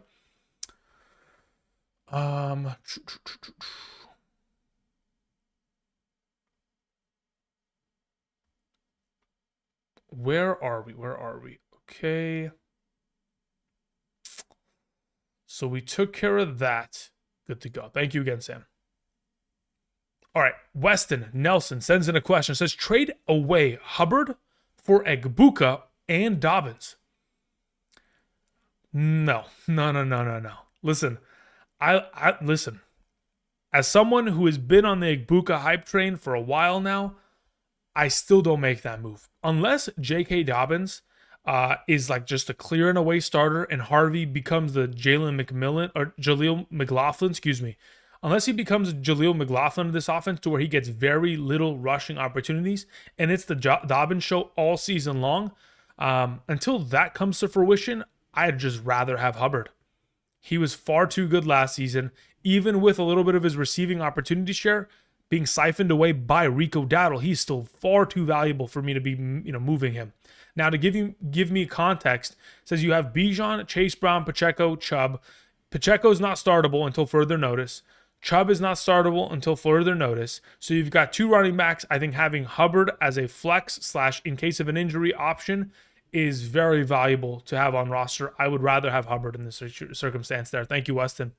JC sends in a question. Says, bench drop JCM for Thornton. I'm panicking. I don't know if you need to panic just yet. Look, here's the thing. When you guys are making so many trades, so many moves before week 1 has even taken place, I think they're just too much of a premature decision making based on the investments we made. Now, again, if you don't like the team that you're looking at when you open the app, it doesn't mean that you're not going to like that team in 1 week's time. Everything could break in the right direction and we could be in a perfect scenario for success. Now, what is this? Sorry about that. In the event in which, again, why did that go that way? Interesting. Okay. Anyway, so sorry about that. I got distracted with the other monitor. So if I was in your position, I would like to hold JCM. I want to see what's capable. You guys got to remember, there have been on multiple occasions circumstances where running backs have been put on the very back end of a depth chart, come out week 1 and are the primary back. You guys remember Phillip Lindsay a couple of years ago? These things have happened. So I'm not going to take part in potentially just giving away the potential shares of a contributor within that Washington backfield. Now, come week 1, JCM gets 1 touch for 1 yard and disappears, and Rodriguez, Eckler, and everybody else is getting touches, then sure, we can make the move. But ultimately, I would like to have an opportunity of success for a running back. Those kind of lottery tickets, in my mind, are more valuable, especially considering, again, I mentioned this before, and I'll continue to mention it again. If we just look at the history over the course of 2019 to 2024, rookie wide receivers drafted, okay, just to put it into perspective, I mentioned this, all off season. When we're talking about a rookie wide receiver that was selected in the 4th round in the case of Thornton, it's very unlikely that they can break into the top 36 because the only wide receivers who have been able to accomplish that over the course of the last 5 seasons are Puka Nacua and Amon-Ra St. Brown. So unless Thornton is the next version of one of those 2 guys, it's a very difficult prospect to be able to achieve that level of success. Hank sends in a question. Hank Hennig, hope you're doing well. Long time no see. Says, what's up, brother? In a full PPR 12-team redraft league, I have Rico Dowdle and don't have Chuba Hubbard. Does Rico have any value worth holding on to? He's pretty much purely just a handcuff. He theoretically has PPR upside, but in the same value as like a Rachaad White. So I would compare him to Rachaad White as it currently stands. I'm not going to put him anywhere beyond that, as there's a higher likelihood that you get more value out of that kind of a player. So maybe he catches the ball 2-3 times a game at most, and then at that point, maybe gets a 3, 4, 5 rushing attempts. If he touches the ball 8 times, he could have value, but not enough to where we're happily starting him if Chuba Hubbard is still active. So not really worth holding on to when you don't have Chuba on roster. Thanks, man. Nathan Salazar sends in a question, says, thoughts on Pacheco? Low volume year with Hunt? Yeah, I mean, look, the way that it seems, he ran the ball, then he left the game. Then he ran the ball, then he left the game. It was purely as committee as it gets. Legitimately, as committee as it gets. So unless the Chiefs want to change their offensive findings and change how they structure their team and want to run the ball up the middle and give him opportunity, because he still looked good when given opportunity. But again, unless they want to change, or specifically Andy Reid, until he finds a decision where he's like, you know what, I want to change this up, we're going to be in a little bit of a tough situation where we're not too keen on starting him until further notice. Daniel in the chat was saying Tet McMillan or Tyreek Hill in the flex. Got to play Tyreek Hill there this week. Trade Marvin Harrison or Tet McMillan for Rashee Rice. It depends on what kind of a wide receiver depth you have right now to be able to make that kind of a move. Personally, I think it just depends on what the roster looks like. Otherwise, I don't move McMillan or Marvin Harrison there. I'd rather just have the next 6 weeks of my league look really solid. Now, in the event in which Xavier Worthy requires surgery and is going to be out for a significant volume of time, at that point, sure, maybe I'll go ahead and take the risk of Rashee Rice, because he can come back and be all of what Marquise Hollywood Brown produced last night and more on a weekly basis. Alrighty. Colin Smith says, I liked my team until I started talking about Devontae Smith and Xavier Worthy. Listen, Xavier Worthy's situation is identical to what Mahomes did to Rashee Rice last year. A teammate taking you out for a significant injury is as bad as it possibly gets. But it's the Kansas City Chiefs way. And you know what the funny thing is? It also happened last year against the Chargers. Ant Banks says, hey, Andrew, longtime listener. Need some advice. I have Tyler Warren for the Colts and Hunter Henry as my tight ends. Who do I start week 1? I would suggest that you play Tyler Warren, especially if it's a full PPR. Hunter Henry is going to be explicitly responsible for like maybe 4 catches at most this week. Maybe he catches the ball for 10 yards a pop, 40 yards. He's going to need to score a touchdown. I think the higher upside is in entailing kind of Tyler Warren as a security blanket of his offense. From what we have seen from a Josh McDaniels offense over the years, whether his final years with the New England Patriots or his little stint with the Las Vegas Raiders, Darren Waller didn't get very many looks. Even when Hunter Henry was a part of the offense back in 2021 with Josh McDaniels in New England, he had, 65 receptions that whole season. It wasn't the greatest year for a volume of opportunity. It's just that he scored 9 touchdowns that year that really gave him the value. Just cross-referencing it, he had 50 receptions on 75 targets. 50 receptions in 17 games. So, let's hope it's not that. Let's just going to play Tyler Warren. I'm stuttering here at this point because I know the answer is just play Tyler Warren. Somebody was asking T-Law, May, or Kyler. I'd rather play T-Law out of the group. Kyler is, again, a very tricky play every single week. Even in good matchups, he could disappear because the running game is such a high kind of motor / engine of this offense. So we could see a lot of his value siphoned from James Conner in that circumstance. Thanks, man. Jake sends in a question. Jake Sosa says, what's up, Andrew? Let me know how you feel about my squad. I'm playing in a double flex half PPR league with Jaden Daniels, Jahmyr Gibbs, Kenneth Walker, Drake London, Mike Evans, Kraft, Odunze, Tracy. That's a really solid team. Obviously, you have studs across the board. Like the main pillars of your team with Daniels, Gibbs, and London. Fantastic.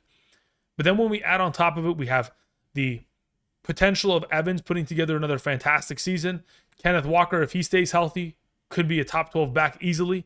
You have Kraft, who in my mind, again, when we're talking about these budget tight ends who you're able to get late in a draft, who is going to be the number 1 target opportunity getter within the red zone of his offense, could have an expansion of opportunity this year fantastic. Tracy's a PPR back.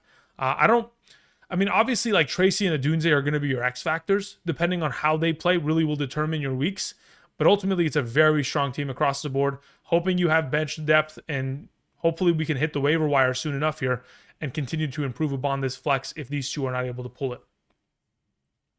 Johnny777 sends in a question. Says, Igbuka or Ridley? I'd rather play Igbuka this week.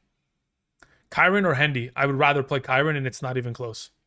Again, you got to remember, Kyron Williams has scored 31 touchdowns in the last 28 games as a starting running back of the Los Angeles Rams. On top of the fact that his volume of opportunity share, 20 touches per game throughout that span of time. So if you're going to get 20 touches per game, you're going to have one of the highest likelihoods of scoring a touchdown in the National Football League. And you're playing against a defense that has two incredible cornerbacks. It does kind of promote the idea of, hey, let's run the ball behind an incredibly talented and healthy offensive line. So in this circumstance, Kyron has to play. I mean, again, you drafted him in the 3rd round, not to sit on the bench, but to be in your lineup. Let's see here. Where are we at? Johnny, thank you very much again. Flux Capacitor 12 sends in a question. I love the name, by the way. Says standard, Ridley, Tillman, or Olave. I'd rather play Ridley at that position. In a standard scoring format, Tillman is a wait and see kind of guy. I'm stashing him on my benches. Olave is a wait and see based on, of course, what we can anticipate to see out of Rattler.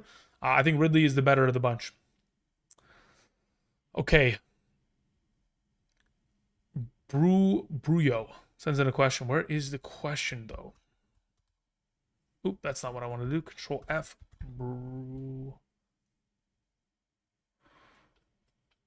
Where is the question that was supposed to be attached here? Or is it Brayo? Brayo? I think it's Brayo. When it has an XAO, it's like a French thing. Either way. Maybe we just call you Brooks. It says Superflex League. Tua, Fields, JJ McCarthy. This week, rest of season. This Superflex format. This week, JJ McCarthy. Rest of season. Once Fields has easier matchup, I think it's going to be Fields. Unless JJ McCarthy is an 18-point per game kind of guy. Because again, if he falls into the footsteps of Sam Darnold, he's a weekly start every single week because of that kind of upside for success, considering the weapons that surround him. When we look at the Jets' schedule as it currently stands, these 2 weeks to start the season, I don't want to start Justin Fields. He takes on Pittsburgh and Buffalo. Those are not the most enticing matchups. But then you get into Tampa Bay, Miami, Dallas, Carolina, Cincinnati, Cleveland, New England, Atlanta, Miami, Jacksonville, New Orleans. There is a lot of potential for Justin Fields to be incredibly relevant. Sure, there are some tough matchups throughout that span, like Buffalo, Pittsburgh, Denver, Baltimore. But the vast majority of the opportunities that he's going to have are going to be great. So I would still say that Fields is going to be the best rest of the season. JJ McCarthy this week. Tua is an afterthought because, again, of his his injury potential being something that I'm not too interested in investing in within my quarterback conversation there. Thank you, man. Okay, we continue on with a question that came in from John Koziar. Thank you, John. I appreciate that. It says, my team is in the chat. Please analyze. Okay, let's see what we have here, John. And I keep typing in the wrong chat. There it is. John says, my 12-team full PPR league with 3 wide receivers and 1 flex consists of Trevor Lawrence, Christian McCaffrey, Devon Achane, Alvin Kamara. And my flex, wide receivers are T. Higgins, Ted McMillan, and Igbuka. Beautiful. Tight end is Johnny Smith. I don't love that, but okay. Rice is my bench. Okay, we have Mims, Eckler, Merritt, Theo Johnson, and Bryce Young. Yeah, listen, as a whole, that is one of the strongest starting lineups that you can have outside of Johnny Smith on paper. Now, if we're talking about the potential of what Johnny Smith can provide this week, he certainly, if he plays exclusively within the slot position, be incredibly valuable. But that is purely just a matter of we have to wait and see. Now, considering your next best option theoretically is Theo Johnson, I would rather play Jonnu Smith this week in a full PPR. I think he gets a greater target opportunity share comparatively because Theo Johnson still has to compete with Neighbors, of course, Tracy out of the backfield, Wan'Dale Robinson, Darius Slayton. While Jonnu Smith, I think, is clear and away going to be the number 2 or 3 receiving option in their offense. So, really strong team there, man. I really don't see a problem. Hopefully, the waiver wire can provide an answer for tight end, or maybe Jonnu just continues his streak of success from last year. Raghav sends in a question. Thank you, Raghav. Says PPR pick 2, Diggs, Pollard, Henderson, Pearsall, and why? As of right now, it's probably Hendo and Pollard. Diggs, I'm not sure how much of a workload of opportunity he's going to get coming off of the ACL. Not sure what we can expect to see out of him, how he's going to look as a receiver. If in the event in which we have, well, considering they play in the morning, yeah. As of right now, yeah, it's Pollard and Hendo. That's the way that I go about it. In the event in which McCaffrey is out, I could consider playing Pearsall ahead of Pollard, but I don't think I even do that. I think I just play both the running backs in the circumstance. I think they'll get a solid enough opportunity share of touches to where I'm comfortable starting both. King Alex sends in a question. Says, should I drop Christian Kirk for one of the Houston wide receivers, like Jaden Higgins or Jalen Noel? Yeah, I'd pick up Jaden Higgins. Available on waiver. Yeah, look, as of right now, considering Christian Kirk is dealing with a hamstring injury, we know that a hamstring is typically going to last either 2, 3, maybe even 4 weeks. So if, in fact, he misses that kind of semblance of time, Noel and Higgins will be exposed to more opportunity shares. I think Higgins is a receiver that, again, on the outside, 215 pounds, 6'5", can be a deep receiving threat, can be a difference maker within this offense, as Nico Collins is the only other target getter on a consistent enough basis, considering Dalton Schultz is all but dust as of late. As for what else is available on your waiver wire, you mentioned Leggett, Kincaid, Rashad White, Ray Davis, Dowdle, and Chris Rodriguez. I think Higgins is a great investment if you want that wide receiver depth for the future. I think it's a great option. Thanks, man.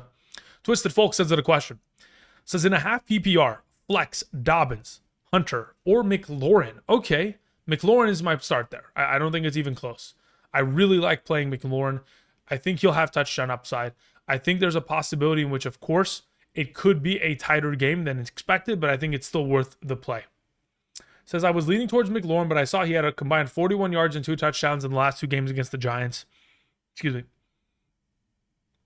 You have to remember, when we look at McLaurin's stat line from last season, I think the first matchup against the Giants was week 2? Yeah. At that point, he still had 6 receptions. Sure, only 22 yards. But if you look at what his average depth of target, let me actually pull this up just so I have a reference point to kind of share with you here. Let's go here. Let's go to McLaurin. Terry, 2024 regular season receiving. Okay, beautiful. So if we look at, okay, look at this. I'm going to change the screen here just so I can share this with you real quick. Okay, so when we go over to PFF, right, and we're looking at Terry McLaurin last season, look at his ADOT in week 2 against the Giants. He had a 4.0 ADOT, okay? Then look at the rest of the season, 25.8, 10.8. I know I might need to zoom in, but his average depth of target in that week 2 matchup against the Giants, where he had 6 catches on 8 targets for only 22 yards, his average depth of target was not deep down the field. Once we got to week 3 and beyond, it expanded, and so did his fantasy point total. So I'm not really looking at that week 2 matchup against the Giants, where Jaden Daniels was still learning how to play in the National Football League, learning this offense, and taking that to heart per se. When I look at the later season performance against the Giants, still had an 8 out of 14.0. I understand only 2 receptions, but still a solid enough week to where I'm thinking, yeah, I think if his ADOT's going to be up there, the yardage count's going to be up there, considering he still is the number 1 receiving option of this offense. And the touchdown upside that he accompanies his performances with, I think are more valuable in a half PPR than what, potentially Dobbins and Hunter theoretically could produce or perform for our sake. Miguel sends in a question. Says, in a full PPR, pick 2, Travis Hunter, David Montgomery, and Jerome Ford. Very good question. Travis Hunter has to play. Between David Montgomery and Jerome Ford, I think it becomes a very tricky conversation, because I would probably play Jerome Ford there. Because even though I love David Montgomery and he could very easily come away with 14 points this week, in order for him to score 14 points, he needs to score a touchdown. And I don't think Jerome Ford needs to score a touchdown to get to that kind of realm, because he can get a lot of receiving workload. Now, that being said, David Montgomery last season in the 2 games against the Green Bay Packers had 8 targets, 8 catches. So I could just be blowing smoke. I don't know. That one I got to think about that. I don't know which way I want to go now. As of right now, initial thoughts is Jerome Ford. Until further notice, it'll be Ford and Hunter. If I change my mind by tomorrow, you'll see it in the respective rankings, whether it's on Patreon, whether it's the better email, and or via the live stream. But for right now, Ford and Hunter is the kind of the direction I'm leaning towards. Thank you, man. Appreciate it. Alrighty, we had a question that came in from Tony Lopez. Tony, thank you very much. I don't see anything attached to your message, Tony, but hopefully you typed in the live chat to do me that Solid. Tony Lopez says, Andrew, can you please rate my team in a 14-team super flex format? Hopefully you have a third quarterback before I even read this team. Hopefully you have a third quarterback. Okay. So of the available options you have on your team, you have Ward and Allen as your quarterbacks. I'm already afraid. BTJ, Devontae Adams, Chase Brown, James Conner, Evan Ingram, Chris Boswell, Denver's defense. My bench consisting of players like DJ Moore and Rashee Rice. Great. I think your team is purely going to just rely upon it's Ward. If Cam Ward is better than expected, you are in a position to where, like, just like people who invested in Bo Nix last season, you will be in a far more superior position than where I'm anticipating. Because if your second quarterback's only putting up 10 points a week in a super flex, I might as well just rather play Rashee Rice or DJ Moore there instead of Ward. I actually might even suggest you play DJ Moore there in a full PPR instead of Ward this week. Yeah, that's actually kind of where I'm thinking you should go, considering he plays against Denver. But hey, outside of that second quarterback, I think everything is relatively solid there. Phil sends in a question. Phil, long time no see. I hope you're doing well, sir. Says, hey, Drew, in a 12-team full PPR league, my running back room consists of Kamara, Harvey, Benson, Judkins, and Mason. My wide receivers are St. Brown, Collins, Jamison Williams, Pickens, Samuel, and Keon Coleman. I'm not confident in Harvey as my RB2. What should I do? You wait for week 1 to surpass. And then you wait until either Mason and Judkins start getting into the mix, and then your RB2 per se will emerge from your lineup. I don't think you need to go out and make moves just yet. Let week 1 surpass, and then we can reevaluate the roster and then move forward accordingly. But again, I think in terms of your case, considering you have Harvey, Judkins, and Mason, I'm waiting for one of those three to emerge as your RB2 for the remainder of the season. Now, we're hoping that's going to be Harvey, and we're hoping that he's going to establish that in week 1. But if not him, then we'll have an opportunity of Judkins in week 2 alongside of Mason, and based on what he is able to accomplish against the Bears on Monday night, potentially providing a little bit of more support in that range. Now, in the event in which neither of those three options are committed as solidified RB2s that can be relied upon early on in this season, then at that point we need to look towards your wide receiver position, hoping that Samuel, J-Mo, or Pickens provides a good enough upside of production to where we can ship them off alongside of a running back in exchange for a running back, or maybe even hit up the waiver wire based on what happens this weekend. But I am more of hey, let's wait and see rather than a proactive trader prior to the start of the season as of right now. Thank you, man. Scotty in the chat was saying, hey, Andrew, Sutton or Tracy in a half PPR? I have Bo Nix. Let me see where I have Sutton and Tracy as of Thursday's rankings. Real quick.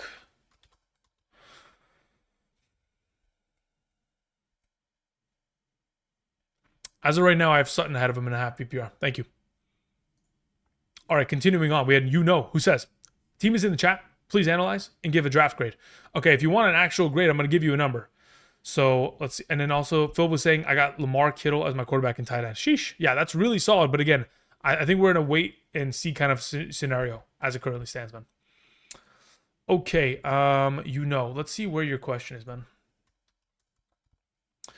Says in a Superflex 1 running back league. Interesting format, okay. Lamar, London, BTJ, Kyron, TJ Warren, or Tyler Warren, or Jalen Warren. Because when you put TJ Warren, that makes me think you have both Tyler and Jalen. I don't know. You might have to confirm that. You have McLaurin, Sutton, Penix, stacked with London. Beautiful. Gino on the bench, Harvey on the bench, Godwin, Jalen Warren. Oh, so you do have both Warrens. Beautiful. And Quinshon Judkins. Okay, cool. So as a team in a Superflex format, having Michael Penix as your quarterback 2 with Geno Smith coming off of the bench, I think that's perfectly fine. I think that's the correct decision to make in regards to who you're starting at QB2 this week, with Penix there taking on Tampa Bay. As for the team as a whole, you have 2 top 12 wide receivers, clear as day. You have, obviously, Kyron. You don't need more than him because you can only start 1 running back, so you're great, top 12 running back. You have more supplies of wide receivers in the form of McLaurin, Sutton, and some ridiculous depth there in itself. As a whole with Lamar, it's kind of a very interesting league considering the 1 running back format. But as a whole, considering the wide receiver kind of necessity, I'm thinking it's like I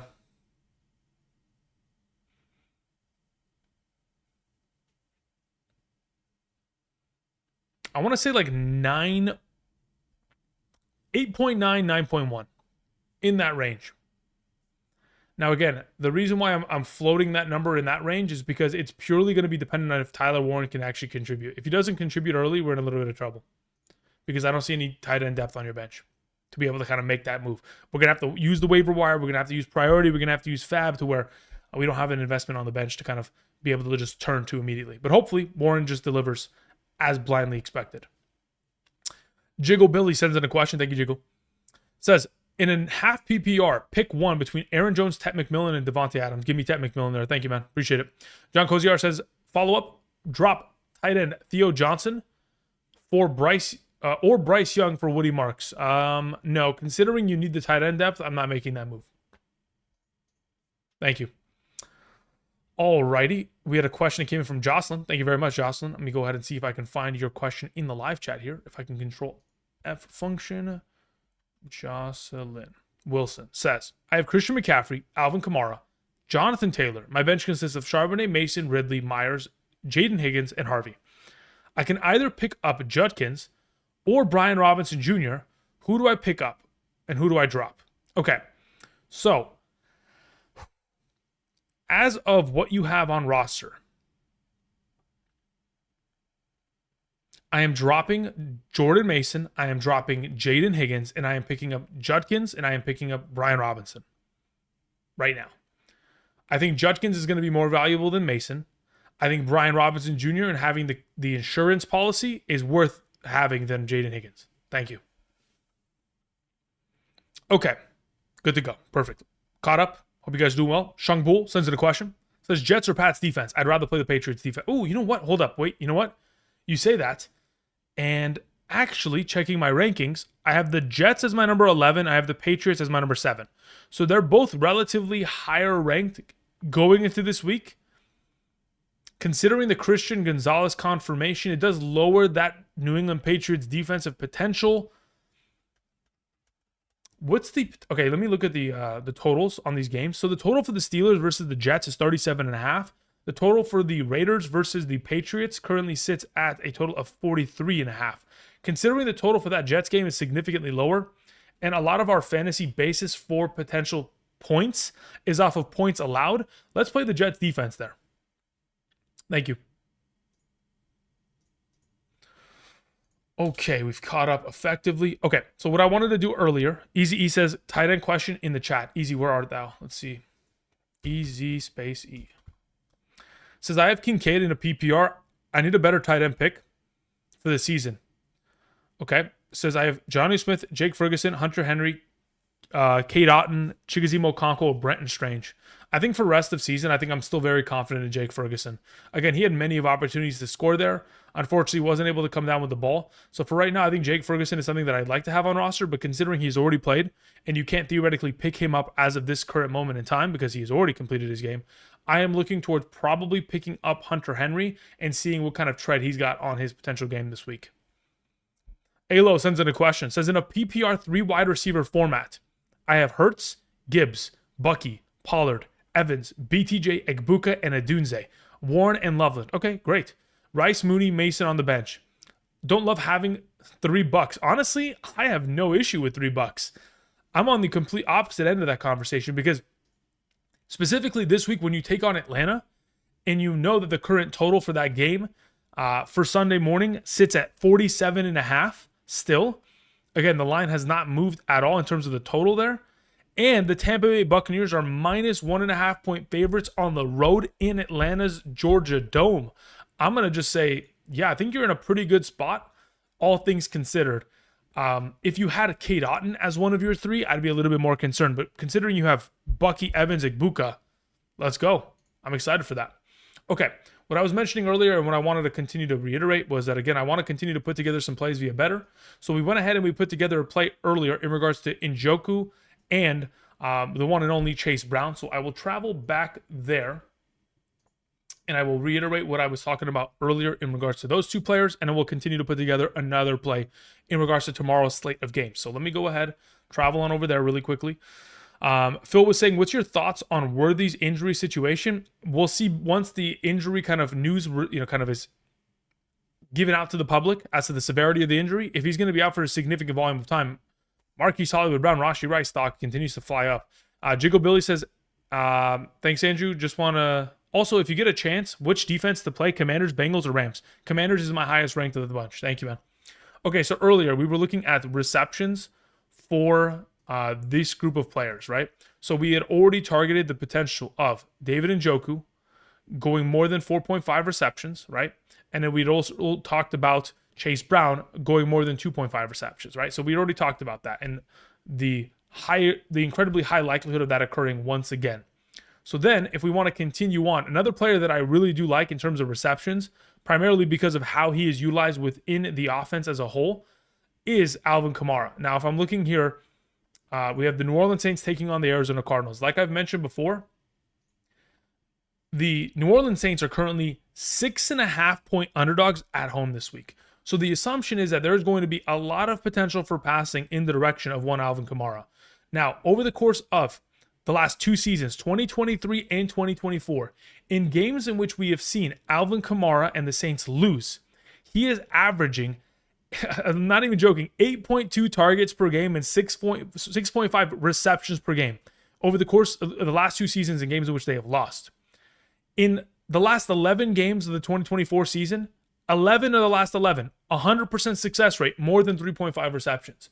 So when I go here and I see receptions at 3.5, and I can get 100% potential success rate on that based on his last 11 contributions, the last two games in which he has played with Spencer Rattler, 15 targets, 11 receptions, I think 3.5 may be a little too low. But the fact that I have to jump to, 4.5 even works, man. This is really solid in my mind. I'm very confident with that. That's why I'm sharing it. Don't have to follow it. McBride could be somebody that we potentially tail, but I also like other receiving backs such as Devon Achane. Again, when we've talked about Devon Achane and his success for receiving workload over the years, 2.5 receptions currently is the number. So you'd probably just have to take him there because 5.5 is a little bit too rich for my blood in terms of the potential risk that is implicated with that. 2.5 receptions for Devon Achane. He's been able to surpass that in 10 of the last 11 games in which he has played, all with Tua Tagovailoa. And again, considering he had a full participation of practice yesterday, pretty good odds for him there. Now, again, I'm not currently putting in these potential entries, mainly because I've already done so on my account. I have to log in. Give me a second. Hold up. I need to log into my account. I don't know why I'm logged out. Give me a second here. I need to use my two-factor auth real quick. Good to go there. Let me look at my phone to get my message. Boom. Yeah, so the primary reason, here we go, let's go back real quick. As you guys can tell, Travis Kelce killed one of my plays already this week. So I've already gone ahead. Devon Achane with his also, speaking of receiving yards, he has surpassed this number of 24.5 receiving yards in 9 of the last 11 games in which he has played with Tua Tagovailoa. So that also an added potential bonus. So that is one of the plays I went with. This is another one where I go Alvin Kamara, David Njoku, Drake London on receptions. And then I also have a Ricky Pearsall, Travis Hunter reception play. Again, a lot of potential. And then the rest of these down here are all like full season long. So I'm not even going to suggest them as the potential plays going into the week. Thank you. Appreciate your time. Again, if you guys want to potentially follow those plays, you can get a free $10 by just signing up via Betr today and using the link down below. You don't even have to make a deposit. They'll give you a free 10. And then if you decide to make a deposit and you want to get my Sunday morning rankings, all you have to do is use code Andrew, make that first time deposit minimum of 10. And then within that $10 that you deposit, you have to make a real cash entry, minimum of $1. You'll be added to my email list and you'll get Sunday morning rankings every week for the remainder of the season. By position, by tier, half PPR, full PPR, all encompassing rankings to help you guys out. And of course, you can take advantage of the new play of Lamar Jackson, anytime play. If that's something that's not up to your speed and you'd rather just check out the Patreon or just swing by the live streams and ask questions in that regard, that's always a possibility. Those are always available. Thank you. All right, continuing on. We had a couple more questions here to answer that just recently came in. We had KB. Thank you very much, KB. Says, thoughts on Hollywood Brown rest of the season in a PPR? Well, it depends on what the status of Xavier Worthy is, right? If Xavier Worthy is going to miss a significant volume of time, I would love to pick up Hollywood Brown, and I'd like to start him until Rashee Rice returns. But once Rashee Rice returns, Goodbye Hollywood Brown, because Rashee Rice is going to be the benefactor of those 10 targets per game. Based on the lack of contributions from Travis Kelce for another consecutive season here, it's looking to be on that pace to where he has really just slowed down and not been the number one threat of that offense. Considering that is the case, Hollywood Brown, a fantastic waiver wire pickup come Tuesday afternoon.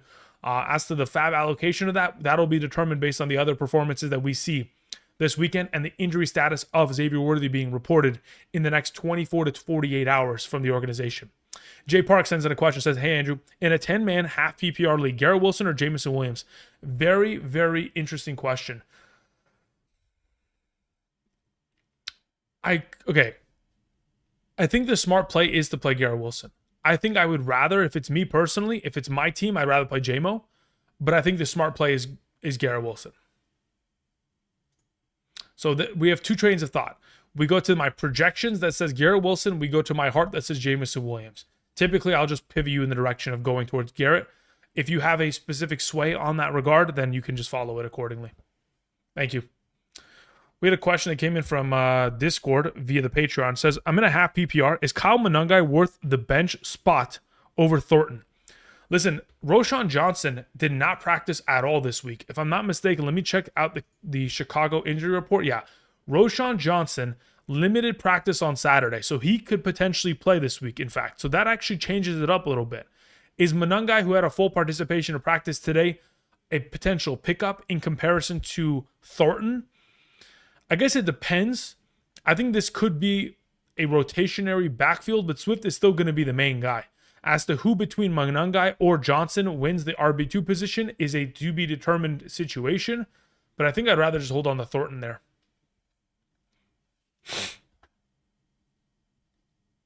Charbonnet or Mason in the flex? I'd rather flex Mason.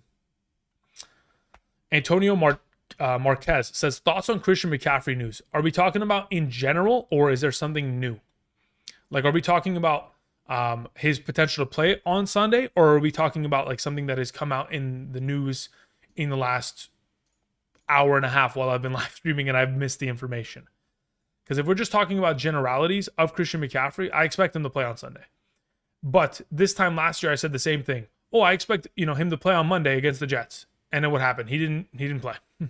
So what we know about the San Francisco 49ers organization, like clear and away, is that the 49ers are liars. And they are going to lie through their teeth about his health and whether or not he's going to be able to play. So don't take them at their word. Just play it safe. And hopefully, based on what we have seen, based on what he has said in the interview yesterday, hopefully, fingers crossed, he's not a liar. And it's just Kyle Shanahan. Krosky or Ollie Gordon? I have Ollie Gordon ranked higher. Would you play Jerome Ford or Jacoby Myers or wait for CMC to play? So in your position, Dexter, I would suggest that you wait for CMC. In the event in which he plays, you play him. Otherwise, wait, you don't even have the opportunity of playing Myers, do you? Hold on, let me check if Myers plays in the afternoon slate. If you don't, then the only question would be, what is your alternative to McCaffrey?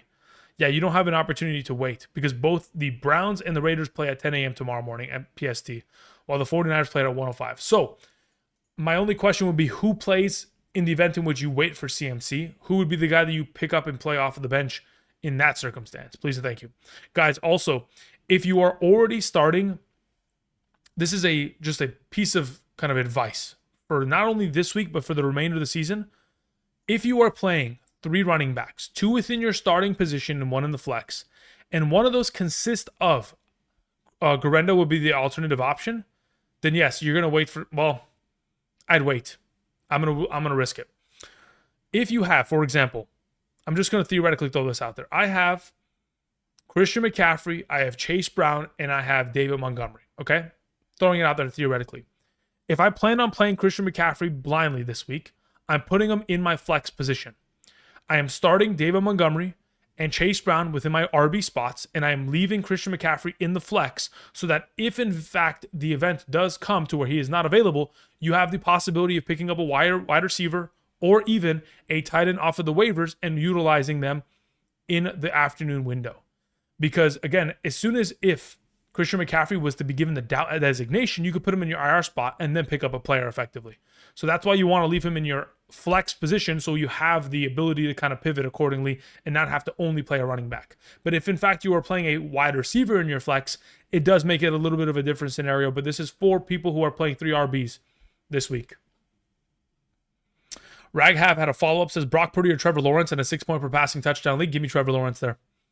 Also, is Christian McCaffrey not playing? Start Brian Robinson? We don't know. We'll know by tomorrow afternoon. Says Pollard or Henderson. If in fact McCaffrey was not to play, I'd play Brian Robinson over Henderson and Pollard.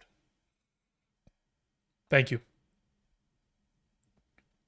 Okay, we've taken care of those questions. Took care of those questions. Excuse me, sorry about that. Ramen Noodle, what's up? Says everyone drop a like. Thank you very much, Ramen. I appreciate that, my man. Okay, that was Jeff Bezos with the question about Charbonnet and Mason, huh? That's great. Phil says I got 2 flex spot. If McCaffrey doesn't play Krosky, Merritt, or Swift, you gotta play Swift. It's not close. Raw Cookie Dough says Eckler, Diggs, Godwin, Coleman, or ETN. Do I only get to pick one?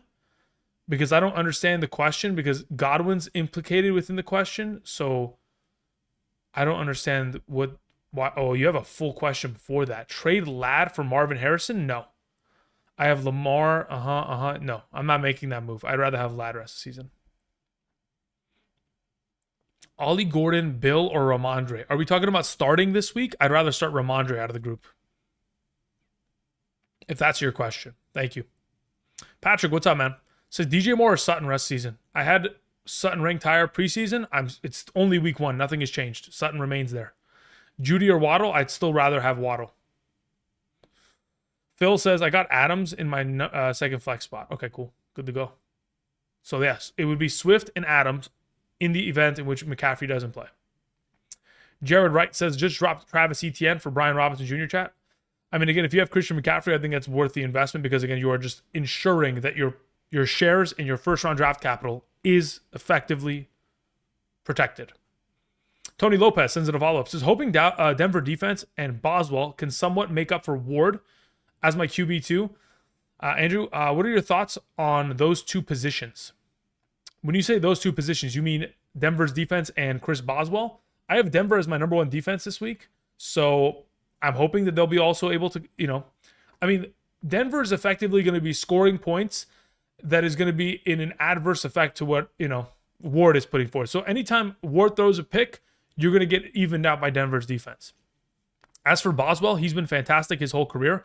He is of the remaining kickers, because again, Aubrey already played this week. Aubrey was my number 4 kicker this week. Boswell's my number 5. So with Aubrey gone, Boswell will be in my top 4 tomorrow morning on the rankings. Thank you. Andy sends in a question, says, all right, here again. We're here again. That's right, Andy. Says, thanks, bro. Question down below. Sounds good, Andy. Appreciate it. Says, I have Lamar Jackson, Bijan Robinson, Alvin Kamara, George Pickens, Tyreek Hill, Brock Bowers, David Njoku in the flex. Very well. RJ Harvey, Pearsall, Warren, Pittman, Eckler, Keenan Allen.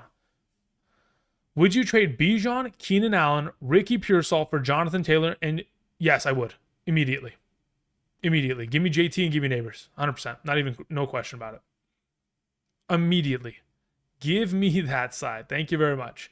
And is Bijan untouchable? No. Listen, when I can get a first and a second round pick in exchange for that, I'll take it any day of the week. Give me Neighbors and give me JT. Thank you very much. Appreciate it.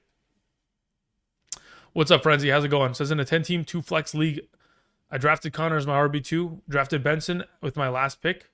Should I drop him for Keenan Allen or Quentin Johnston? Thanks. I like the idea of protecting your investment, but if you believe that picking up Keenan Allen would immediately kind of get him into the mix of starting in your league, then sure.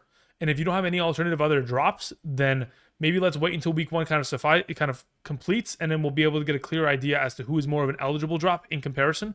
But I think if that is your best available drop option, then sure, I don't mind it. Because that would only, again, happen because you're picking him up not only just to have him on roster, but to play Keenan potentially as a flex. Denon, what's up, brother? Says, after last night's game, what do you think about Ladd do you think Ladd is going to get affected at a lot in target share? Do you think Achane is going to do this week? Achane is going to be fantastic. I've moved up Achane after the full participation of practice yesterday. Amongst the remaining running backs, I mean, in a full PPR, he's top 3. In a half PPR, he's top 5 of the remaining running backs of the week. Now, in regards to your prior question, Ladd McConkey, his target opportunity share within this offense. Okay. I understand that Keenan Allen and Quentin Johnston both had great weeks, but it's not like Ladd McConkey just disappeared. He was still in the mix. He still got himself a good enough opportunity share in my mind to where I'm happy with it, especially when the defense for the defense for the Kansas City Chiefs was primarily focused on, hey, let's stop Ladd McConkey. And even in the efforts of like, let's stop Ladd McConkey, still 6 catches, still 74 yards. Once he accompanies his performances with those touchdowns, or once teams start to key in on the alternative options within this offense, it will open up more shares for him. Trust. He'll be fine. Again, you got to remember, last season, he made a top 12 kind of season out of exactly just that. Getting himself some weeks against tough matchups to where he gets himself 6 catches for 70, but then he's going to have his upside performances coming inbound real soon here. Jared Wright says, I don't have McCaffrey, but my running back room is Bijan Jacobs, Hampton, Ford, Blue, and now Brian Robinson. Great. Sounds good. I think that's a great investment to have. If anything, if McCaffrey misses week 1, you can take Brian Robinson next week and trade him to the McCaffrey manager for, really just about anything at that point, because I'm sure they'll be desperate for it. Should I drop Trey Benson and pick up Quinshon Judkins? Yes, I would. I'd be very comfortable doing that. Thank you. Very, very comfortable. Okay, guys, so I'm going to go ahead and I'm going to answer a couple more questions. Then we're going to close out today's live stream. Again, I will be back tomorrow morning from 7 to 10 a.m. PST. I'll be answering nonstop questions for 3 straight hours tomorrow morning. Not only that, I'll have updated rankings on screen for my top 36 running backs remaining, wide receivers, top 16 quarterbacks, tight ends, top 12 kickers and defenses for half PPR. There will be no inclusion of any flex rankings or, of course, any full PPR rankings, as those will be available via Patreon and or via the Betr signup. So if you guys want to take advantage of those will be available. What's your full defensive rankings? Wait till tomorrow morning and you'll see that, Shung Bull. Thank you very much. Appreciate it. Or, of course, like I mentioned, check out any of the ways in which you can get my full encompassing rankings down below in the description. More information down there. Somebody's asking Pearsall or Judy. I'm leaning towards Pearsall. You know what? No, maybe it is a Judy play. That one I got to think about. By tomorrow, I'll have a complete clear answer, because it really does depend on whether or not McCaffrey plays. Because if McCaffrey's gone, there's so much more receiving workload for the alternative options, because McCaffrey's going to get himself like 4 or 5 receptions like he typically does. So in the event in which he is gone, I'd probably play Pearsall, but you won't know until after Judy has already played. So maybe we just play Judy and just kind of play it safe there. Nick Elson's in a question, says, hey brother, in a PPR, Devontae Adams or Jackson Smith and Jigba? I would rather play Jackson Smith in a full PPR. I'm already starting Puka. Yeah, I mean, look, at that point, when you have both Devontae Adams and Puka on roster, you might want to look to potentially trade one of the two, specifically that being Devontae Adams. So we'll hope for a big week here, and then you can ship him off to maybe diversify. Otherwise, starting them both is not a bad idea, because then you have 100% of the Rams passing attack pretty much within your hands, in your grasp.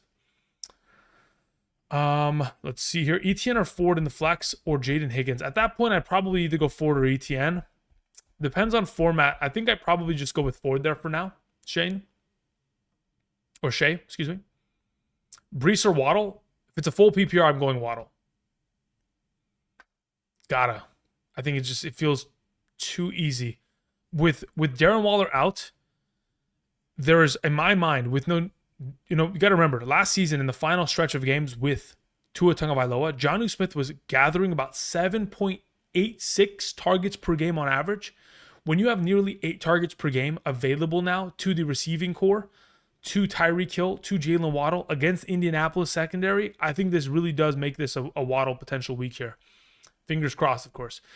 Somebody, I think Flash was asking, Garrett Wilson, Travis Hunter, or Jawan Jennings? I would like to play Travis Hunter out of all of them. Henderson or Swift? With the other running backs being healthy, it could give credence to playing Henderson there.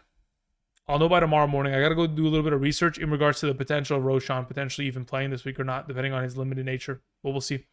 Ted McMillan, Swift, or Marvin Harrison? Start 2. I'm playing both the receivers there. Give me McMillan and give me Marvin. I have Tyreek Hill as my wide receiver too. I mean, it sounds like a great week here then. Oh, well, in that case, you're starting both Dolphins. I'm okay with it. Honestly, I think that's going to be a fun game. As it currently stands, in regards to Miami versus Indianapolis, the current total for the game sits at 46.5, with the Colts being minus 1.5 point favorite at home. Again, I think this is going to be a game in which Tua could go into the loud house and potentially make some noise. Donald Smith says, you helped me already 2 days ago. Just here for the content. Thanks, Donald. I appreciate that. Glad to help. Egbuka Pearsall says Noah. Whatever that is, if that's answering somebody's question or if that's a question for me, I'd rather play Egbuka this week. All right. Sir Kamikaze, what's up, man? It says, drop blue for Hollywood Brown. How much fab should I use? It depends. Because here's the thing. I don't think your league will probably allow you to pick him up until Tuesday. So let's wait between now and then to figure out what Xavier Worthy's injury circumstance is. Once we get a clearer picture as to how much he's going to miss. And then additionally, once we get a clearer picture as to what else opportunity we have in terms of picking up other options within the NFL and fantasy football, that'll give us a clearer picture. But dropping blue for Hollywood Brown is solid. I think Jaden Blue does have an opportunity to get relevancy in the coming weeks here. I did watch back the Eagles game on Thursday night after the game, and I can confirm that after Miles Sanders fumbled in the second half, he did not play another snap for the remainder of the game. Could give credence to him getting Jaden Blue getting a little bit more workload there going forward. As to how much fab, again, I think it depends on how much time we're going to see Xavier Worthy miss, and we'll know that in the next 24 hours. Waddle or DJ Moore? I'd rather play DJ Moore there. Thank you. Should I drop Shaheed for Hollywood Brown? If you could pick up Hollywood Brown now, this very second, you should do it. I don't know how you would be able to, but you should. If you could pick him up. But if we're talking about setting a waiver for next Tuesday, imagine if Shaheed goes for 35 points. Would we feel comfortable doing it then? We'll have to wait and see. How do we feel about Matthew Stafford as in a 2 QB league? I think in a 2 QB league, it's okay. Again, you got to remember that Kyren Williams scores a lot of touchdowns in this league. All right, guys. That's going to cover for me today. Again, I could be here answering questions all day. If you guys want to potentially ask me questions in the next 24 hours prior to kickoff, get my rankings. Again, you can check out the Patreon. You can check out Betr. All of that information down below with a bunch of access to alternative rankings, questions, answers, all that kind of jazz for the remainder of the season. I do appreciate y'all coming through. Have a great rest of... Oh, Jay Beats sends in a final question of the afternoon via Super Chat. Wanted to make sure I get to that. Jay Beats says the following. Says... half PPR, Montgomery, Garrett Wilson, or Pearsall? Really good question. I'm going Pearsall there. Thank you very much. All right, Jay Beats. Appreciate it. You're the final question of the day. I'm going ahead. I am cueing the music. I'll be back tomorrow morning, 7 a.m. And until next time, I'll see you guys. Peace.